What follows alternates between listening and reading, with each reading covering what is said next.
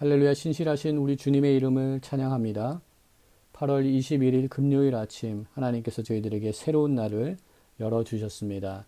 하나님께서 허락하신 이 하루의 삶 가운데 주님과 동행하며 주님의 인도하심, 주님의 내재하심을 경험하며 온전히 하나님 앞에 기쁨이 되며 주님께 영광 올려드리는 귀한 복된 하루를 살아나가는 우리 모두가 되기를 소망합니다.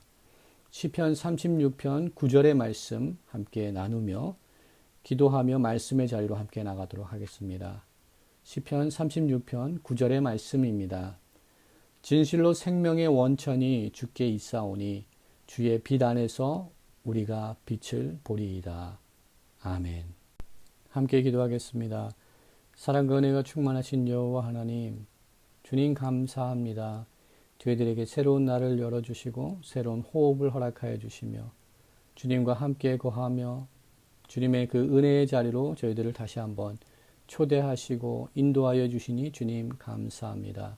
저희들에게 주어진 이 귀한 하루의 삶, 하나님의 그 은혜 가운데 거할 수 있는 이런 축복을 저희들에게 허락하여 주셨사오니 주님, 오늘 우리의 삶 가운데 오직 주님의 이름만이 드러나며 오직 주님께만 영광 올려드리는 거룩한 삶을 살기를 소망합니다. 우리의 힘과 능력으로는 감당할 수 없사오니 성령 하나님 함께하여 주시고 하나님의 권능의 손으로 우리를 붙들어 주시사 하나님의 선별된 구별된 하나님의 백성들로서 살아갈 수 있도록 하나님 우리 가운데 은혜를 더하여 주시옵소서.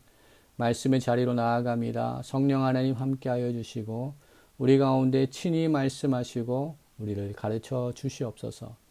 이 모든 말씀 우리를 구원하신 예수 그리스도 이름으로 감사하며 기도드립니다. 아멘.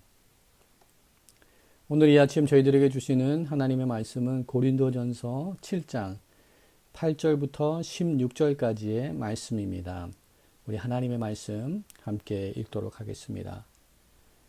내가 결혼하지 아니한 자들과 과부들에게 이르노니 나와 같이 그냥 지내는 것이 좋으니라. 만일 절제할 수 없거든 결혼하라. 정욕이 불같이 타는 것보다 결혼하는 것이 나으니라. 결혼한 자들에게 내가 명하노니 명하는 자는 내가 아니요 주시라. 여자는 남편에게서 갈라서지 말고 만일 갈라섰으면 그대로 지내든지 다시 그 남편과 화합하든지 하라. 남편도 아내를 버리지 말라. 그 나머지 사람들에게 내가 말하노니 이는 주의 명령이 아니라 만일 어떤 형제에게 믿지 아니하는 아내가 있어 남편과 함께 살기를 좋아하거든 그를 버리지 말며 어떤 여자에게 믿지 아니하는 남편이 있어 아내와 함께 살기를 좋아하거든 그 남편을 버리지 말라. 믿지 아니하는 남편이 아내로 말미암아 거룩하게 되고 믿지 아니하는 아내가 남편으로 말미암아 거룩하게 되나니 그렇지 아니하면 너희 자녀도 깨끗하지 못하니라.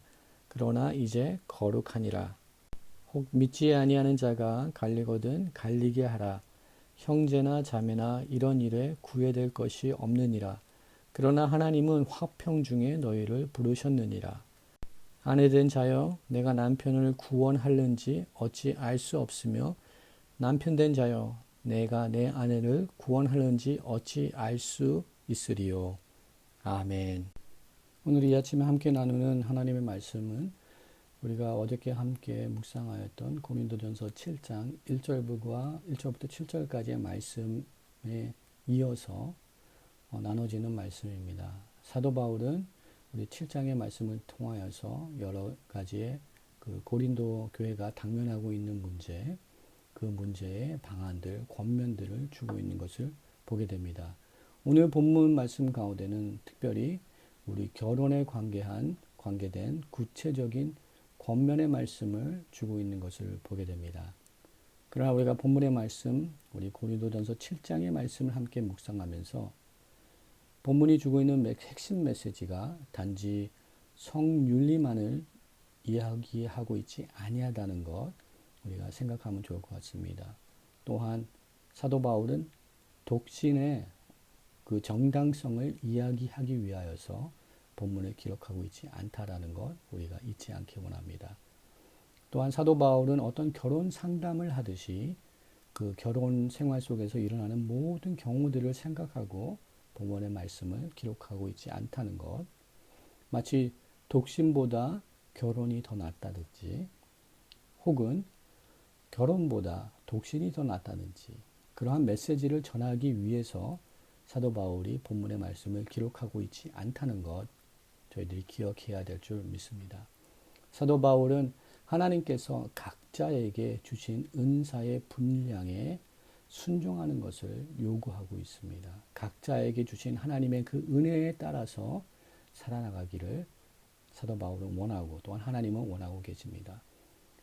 사도 바울의 그 기록을 살펴볼 때 우리가 사도 바울이 미혼인지 아니면 그가 기혼인지 우리가 사도 바울 스스로가 밝히고 있지 않기 때문에 우리가 사도 바울이 어떠한 모습에 있었는지 우리는 정확하게 알 수는 없습니다. 여러 가지 가능성이 있을 수는 있습니다. 그러나 우리가 추측할 수밖에 없습니다. 그러나 현재 복음 사역을 감당하고 있는 사도 바울은 혼자입니다.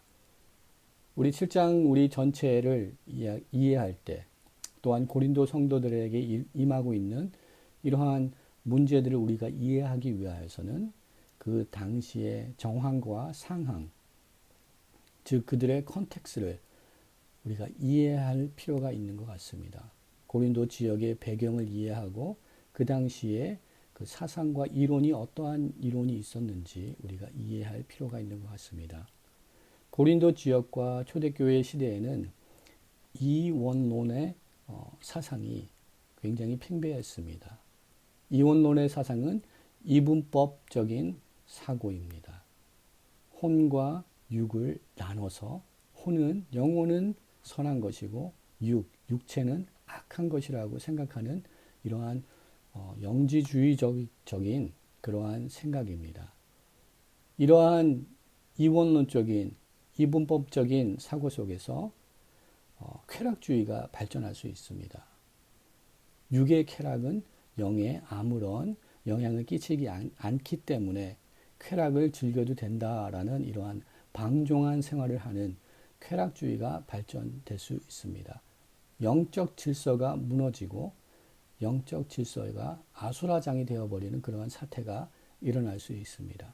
또한 이러한 이원론적인 이분법적인 사고 속에서 사회 속에서는 또한 반대의 모습이 나타날 수 있는데 그것은 극단적인 금욕주의가 나타날 수 있습니다. 모든 것을 절제하는 육체의 모든 쾌락을 절제하는 금욕주의가 발전될 수 있습니다. 사도 바울은 오늘 본문의 말씀을 통하여서 결혼의 관계에 대해서 이야기하고 있는데 저희가 더욱더 큰 그림 속에서 결혼이라는 것을 다시 한번 이해했으면 좋을 것 같습니다. 결혼은 먼저 하나님의 주권 영역에 속한 것이라는 것을 우리가 인정하기를 원합니다.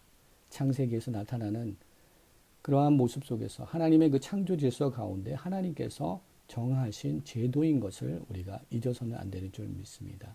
다시 말해 하나님께서 사람과 언약을 맺으셨다는 것입니다. 남녀 두 사람이 그냥 그 둘만의 선택과 약속으로 일어나는 것이 끝나는 것이 결혼이 아니라 하나님의 통제함과 하나님의 주권 안에서 우리 결혼이라는 제도가 성립이 된다는 것입니다. 하나님의 창조 질서 안에 우리 결혼 생활이 주어진다는 것입니다.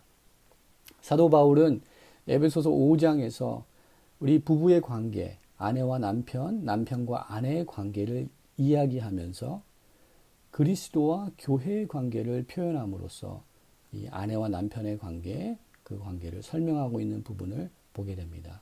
그리스도는 교회의 머리가 되신 그리스도의 그 사랑과 그 관계 속에서 아내와 남편의 그 부부 관계가 일어나야 된다라고 우리 사도 바울은 에베소서 5장에서 우리 부부의 관계, 아내의 남편과의 관계를 설명하고 있습니다. 결혼은 하나님이 보시기에 가장 아름다운 연합의 제도입니다. 또한 이 부부 관계는 보완적인 관계입니다. 서로의 필요를 채워줌으로 서로가 성숙해져 가는 관계를 말합니다. 결혼은 종신적인 것이지만 또한 상대방을 구속하는 것은 아닙니다. 서로 부족하고 미숙하지만 그리스도가 그 부부 관계의 핵심 속에 자리 잡고 있기 때문에 우리 각자 개인이 성화의 과정을 거쳐가서 가듯이 이 부부 관계 또한 성화의 과정을 거쳐가는 줄 믿습니다. 더욱더 성숙하여져서 주님의 거룩한 모습에 우리 부부 관계를 이뤄가게 될 수 있는 줄 믿습니다. 현재 고린도 교회에 일어나고 있는 이러한 성적인 문란과 방종은 그들이 복음의 진리 가운데 살고 있지 않기 때문에 일어나게 된 문제입니다. 우리 모두가 복음의 진리 가운데 살아가야 될 줄 믿습니다. 어떤 세상적인 이론, 그게 이원론적인 방법이든 이분법적인 사고이든 세상적인 이론과 세상적인 논리에 기초하여 우리는 살아가면 안 되는 줄 믿습니다. 그것이 사도 바울이 우리 고린도 성도들이 깨닫기를 원하는 그의 마음입니다. 그리스도 사랑 안에서 우리가 하나가 될 수 있는 줄 믿습니다.